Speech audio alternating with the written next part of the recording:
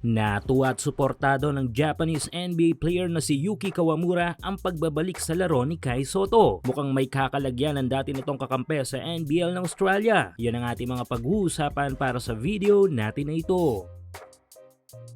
So matapos ang mahabang panahon ng paghihintay dahil nga sa natamo nitong matinding injury ay sa wakas ay lalaro na ang ating NBA hopeful na si Kai Sotto. Nito lang ay may naging post si Kaiju sa kanyang official social media account at sa post nga na ito ay may caption na isang traditional na orasan, isang patunay na nalalapit na ang oras o di naman kaya ay oras na para magbalik ito sa laro. Dito ay tiyak naman tayo na di na madali si Kai dahil nga nakuha naman ito ang full time frame ng pagpapagaling sa kanyang injury at kung iisipin ay mahigpit din talaga ang kampo ng ating pambato na minatigas na wag lalaro hanggat hindi 100% na magaling ito. Do asahan natin na may konting pagpigil sa laro nito dahil nga kakagaling lang niya sa injury pero eventually ay magbabalik gigil muli si Kai sa game. At kung natuwa tayong mga Pinoy basketball fans at mga taga-suporta ni Kai ay tila may isang NBA player na mas natuwa na makabalik na sa laro ang ating pambato. Ito nga'y walang iba kundi ang kanyang nakatandem noon sa team ng Yokohama, ang Chicago Bulls signee na si Yuki Kawamura. Suportahan ang inyong paboritong team sa PBA, NBA at MPBL o kahit pa nga sa mga overseas league. Full details sa comment section. Dahil dito sa mismong post ni Kai ay makikita ang naging komento ng Japanese NBA player. Di malilimutan ang naging tandem ni Kai at Yuki sa bilig ng Japan kung saan ay marami talaga silang napahirapan.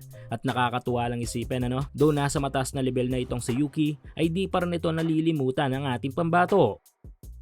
Samantala ang posibleng laro na lalaroan ni Kai base sa post niyang ito ay ang kanilang pinakamalapit na game schedule. Ito nga ay sa 24 Saturday kung saan ay makakalaban nila ang team ng Ibaraki Robots. At sa team na ito ay may pamilyar na mukha na makikita si Kai. Ito nga ay walang iba kundi ang international import ng Ibaraki, ang former NBA player na si Roberts Franks. Isa sa mga naging teammate ni Kai sa NBL ng Australia noon. Yes, malakas kung sa malakas ang player na ito. At sa pagkakataong ito ay si Kai nga ang kanyang makakatapat sa game. At kung sorpresang di pigil ang laro ni Kai sa laban na ito ay tiyak na maninibago sa lakas ni Kaiju ngayon itong si Franks.